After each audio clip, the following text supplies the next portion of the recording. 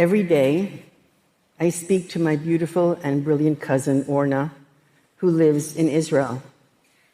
In normal times, we talk about which cousin is the bigger idiot, which honey cake recipe to use, which books we're reading, the family stories from Belarus. This is not Orna, these are other people in Belarus. The conversations are a beacon for me, and they fill my soul and enter my books. The other day, Orna brought up a Romanian philosopher named Emil Cioran. He was a miserable insomniac who drove everyone nuts because of this. That's actually my favorite book of his, but the better title, the more accurate translation, is On the Inconvenience of Being Born. So he was relentless in talking about how horrible it was to be alive, and he did this until the age of 85, when he died, which is incredibly ironic. But I must give him credit. He does bring up the essential dilemma. Why are we here? For what purpose? But today, I don't really want to dwell on the morose. Let's talk about other things. That's not the right slide. That's the right slide.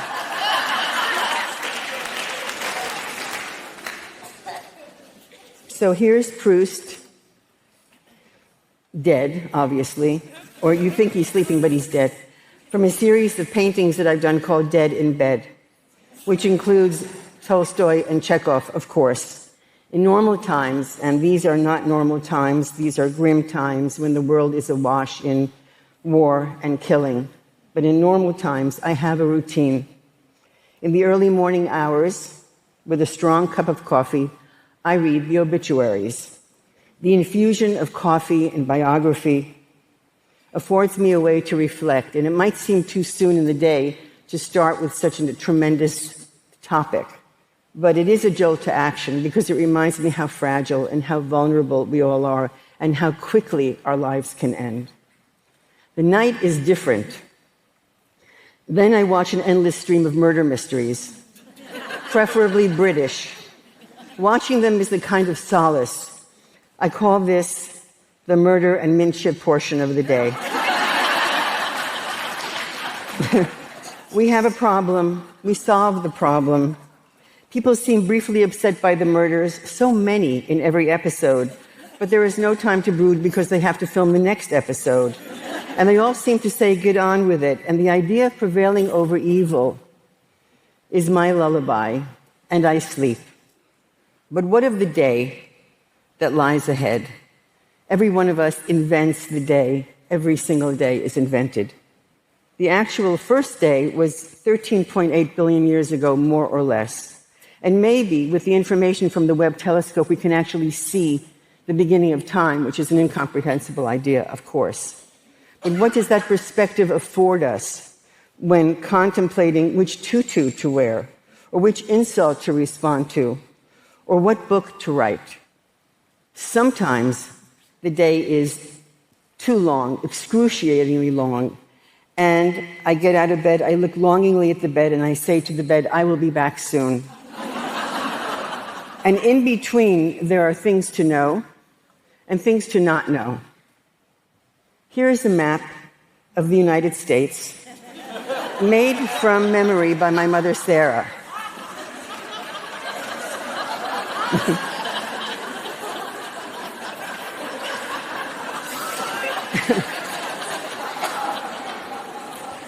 Sarah was the Dean of American History at Harvard. Actually not.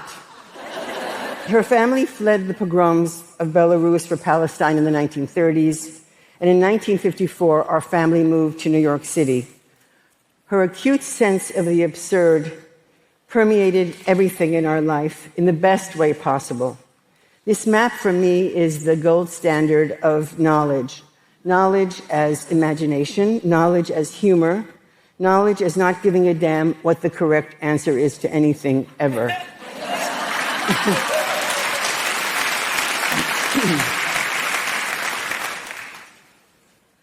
Sarah, this is Sarah, did not speak that much. She was a few words, and we really listened to her. And what are the obvious assets of not speaking? So many.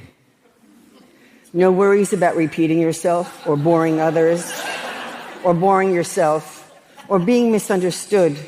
No regrets of having said something inconsiderate or too banal or too provocative or just plain stupid and altogether insufferable. That is what happens when we speak. It is inevitable. No justification at all for saying much of what we say. And if we examine this notion to its ultimate conclusion, obviously the answer is no more dinner parties. Wait, you say, none at all?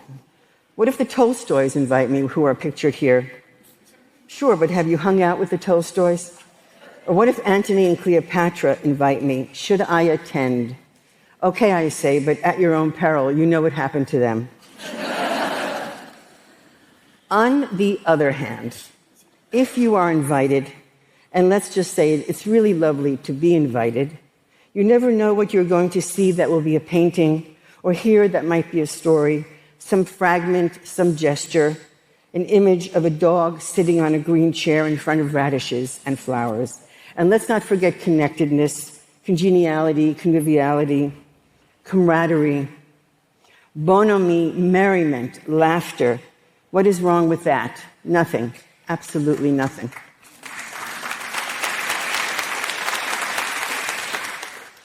I used to be ashamed of my inconsistencies.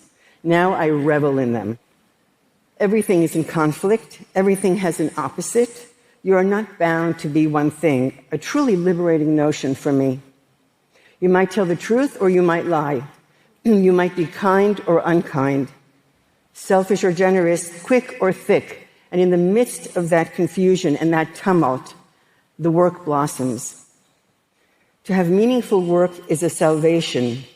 And one of my greatest pleasures is to stare at things. And my children always say that I get too close to people, strangers on the street, and just stare at them, at their features, because I'm so entranced. So I have to be pulled away a little bit. But then I can go into my studio and report on what I have encountered. And then as a bonus, the bliss of mixing colors, of being alone and listening to music and going into another world. Here is a painting from a visit that I did to Cézanne's studio. The walls are painted gray. This is the recipe for any of those who need it. Black, white, ochre, and aquamarine. Now as a talisman, every painting I do includes Cézanne gray. Writing, of course, is different. Finding the idea, plucking a word out of the air, but which word, and then a sentence, but which sentence, and then a paragraph, and which paragraph, and it never stops. So many words. I could not live without both painting and writing, and one supports the other in obvious ways. In both, the struggle is invisible but palpable. I say the tears are invisible, but they're definitely there. How do I deal with never good enough? Easy.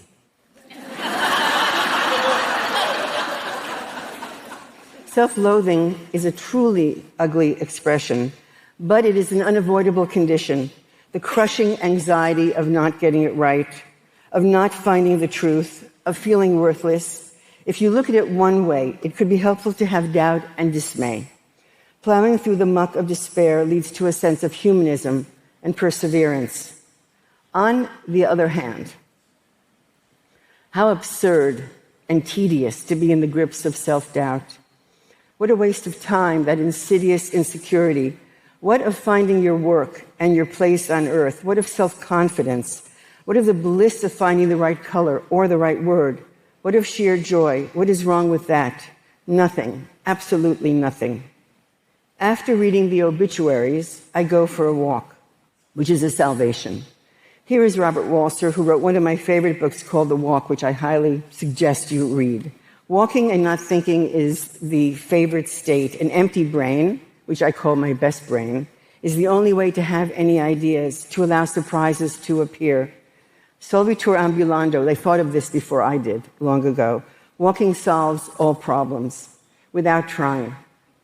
Walking leads to the pleasure of sitting, perhaps on a bus going down Fifth Avenue, and looking at the entire world around you with a great sense of well-being. One day at a farmer's market, I saw a woman carrying an absolutely gigantic cabbage. When I asked to photograph her, she looked really annoyed. And for some reason, I was so delighted by her crankiness. It seemed so authentic and true. Let's just say what we feel. It made me think of all the things women hold literally and metaphorically. Balloons and grudges and heavy loads and cabbages and stupendous love and courage and a pink ukulele under a cherry tree. And from this, a book was formed, Women Holding Things. What do women hold? The home and the family and the children and the food, the friendships, the work of the world and the work of being human, the memories and the troubles and the sorrows, and the triumphs and the love. Men do as well, but not quite in the same way.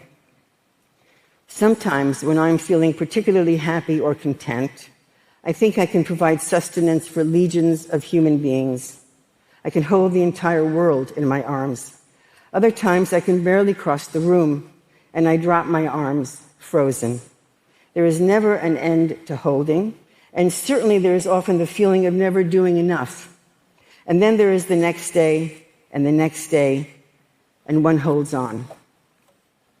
I dreamt someone else was stupid for a change. Such a relief, albeit a fleeting one.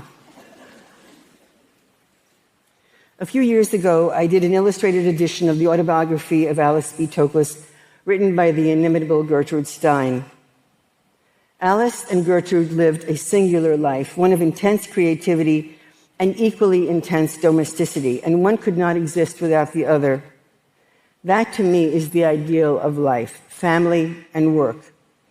My son Alex and I made a short film called My Name is Alice B. Toklas, and for a brief day, I became Alice with 2 extra noses on my nose. Here is a short clip from the end of the film.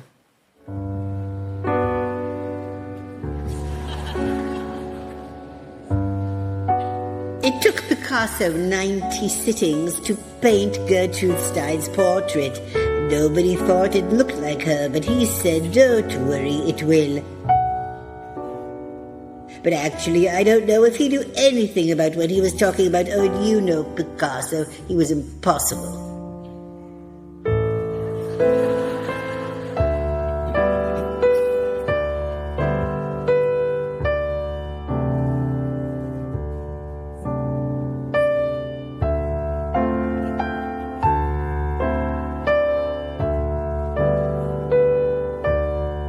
Thank you very much.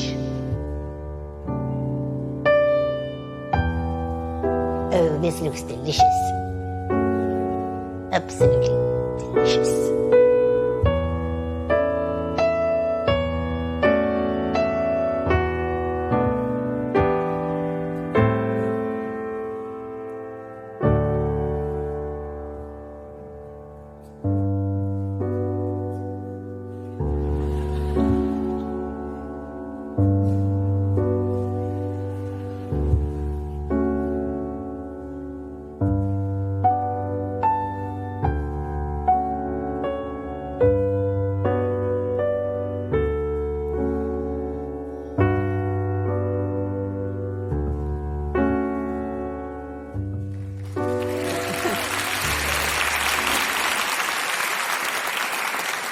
The hot dog was delicious, and dancing down Fifth Avenue was a complete joy.